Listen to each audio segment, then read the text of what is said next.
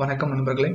இன்னைக்கு வந்து நம்ம இந்த வீடியோல Mitsubishi HMI ல டைமர் அப்புறம் கவுண்டர் இது ரெண்டுத்தையும் எப்படி வந்து கான்ஃபிகர் பண்றது அப்படின்னு சொல்லிட்டு பார்க்கலாம்.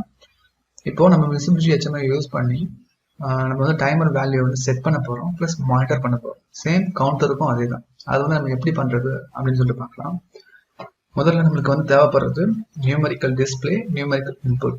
நியூமெரிக்கல் இன்புட் யூஸ் பண்ணி தான் நம்ம டைமரோட வேல்யூ செட் பண்ண போறோம். நியூமெரிக்கல் டிஸ்பிளே யூஸ் பண்ணி தான் நம்ம டைமோட ஆக்சுவல் வேல்யூவை HMI டிஸ்பிளே பண்ண போறோம். ஒரு நியூமெரிக்கல் இன்புட் அப்புறம் நியூமெரிக்கல் டிஸ்பிளே.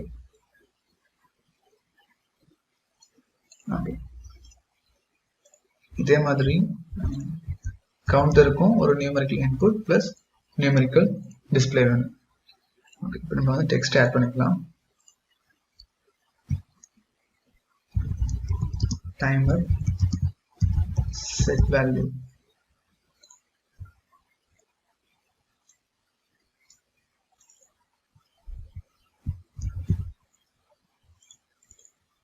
இது வந்து டைமர் ஆக்சுவல் வேல்யூ.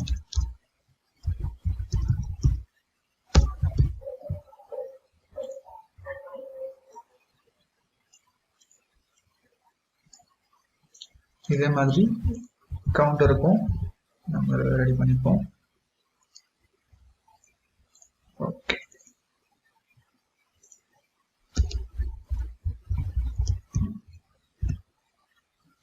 இது வந்து கவுண்டரோட ஆக்சுவல் வேல்யூ, இது கவுண்டரோட செட் வேல்யூ.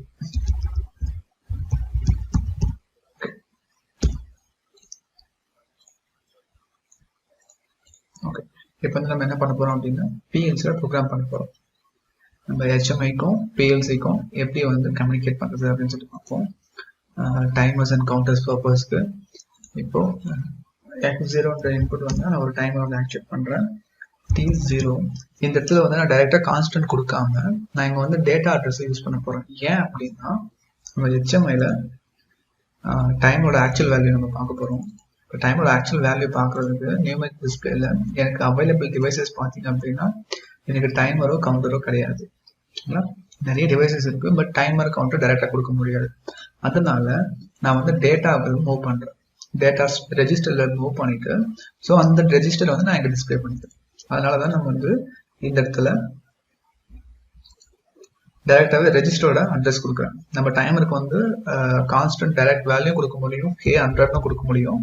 அப்படி இல்லைன்னா D0ன்னு சொல்லிட்டு இதுல இருந்து நான் வந்து டைமோட வேல்யூ செட் பண்ணிக்கலாம். ஸோ இப்போ டைமோட வேல்யூ D0ன்ற ரெஜிஸ்டர்ல என்ன வேல்யூ இருக்கோ அதோட வேல்யூ தான் டைமரோட வேல்யூ. அடுத்தது இப்போ கவுண்டர்,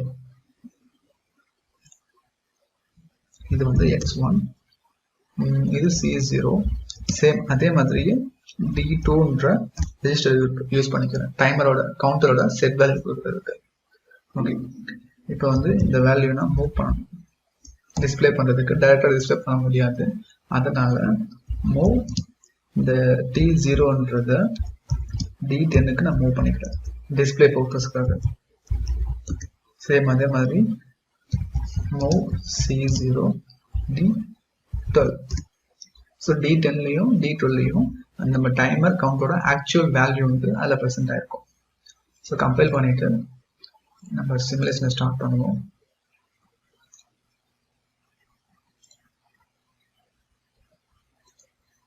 ஓகே, இப்போ இங்க வந்து நம்ம என்ன அட்ரஸ் கொடுக்கணும், டைமோட செட் வேல்யூ வந்து என்னது நம்ம என்ன பண்ணிருக்கோம், டைமோட செட் வேல்யூ D0, நம்ம டிஸ்பிளே வேல்யூ D10. இப்போ இந்த D0 D10 கொண்டு வந்து இங்க நம்ம கொடுக்கணும். டைமோட செட் வேல்யூ வந்து D0. ஓகே, டைமோட ஆக்சுவல் வேல்யூ வந்து D10.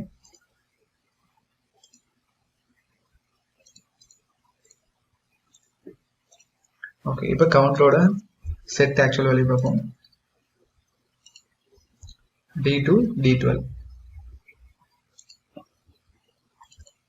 இங்க வந்து கவுண்டரோட செட் வேல்யூ வந்து D2. இது வந்து நியூமெரிக்கல் இன்புட். ஓகே, இது வந்து D12.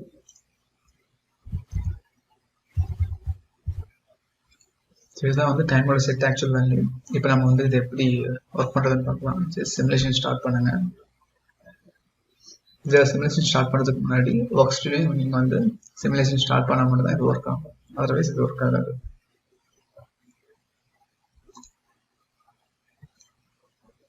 ஓகே, இப்போ வந்து நம்ம D0 D2 ஆக்சுவல் வேல்யூ என்னன்னு சொல்லிட்டு பார்க்கலாம்.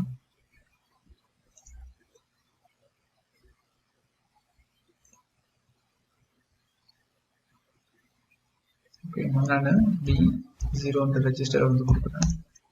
இப்போ வந்து கரண்டா 0ன்ற வேல்யூ இருக்கு. இப்போ நம்ம வந்து இதுக்கு வேல்யூ மூவ் பண்ண போறோம். HMI டைமருக்கு வேல்யூ நான் கொடுக்க போறேன். ஓகே, இப்போ டைமர் செட் வேல்யூ பார்த்தீங்கன்னா இந்த இடத்துல நான் 30ன்ற ஒரு இன்புட் பண்ணுறேன், இன்டர் கொடுத்துட்டேன். ஸோ இங்கே பாருங்க, இந்த 30ன்ற வேல்யூ இங்கே வந்துருச்சு. ஸோ டைமரோட செட் வேல்யூ பார்த்தீங்க அப்படின்னா நம்மளுக்கு 30.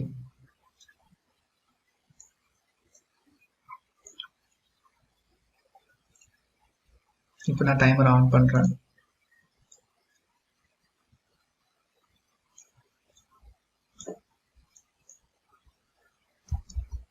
ஓகே, இதாங்க ஆக்சுவல் வேல்யூ வந்து பார்த்தீங்களா 30 வந்துருச்சு, இன்னும் முடிஞ்சிருச்சு. இப்போ நான் கவுண்டிங் பண்ணுறேன் பாருங்க. ஸோ கவுண்டருக்கு வந்து செட் வேல்யூ கொடுக்கணும்.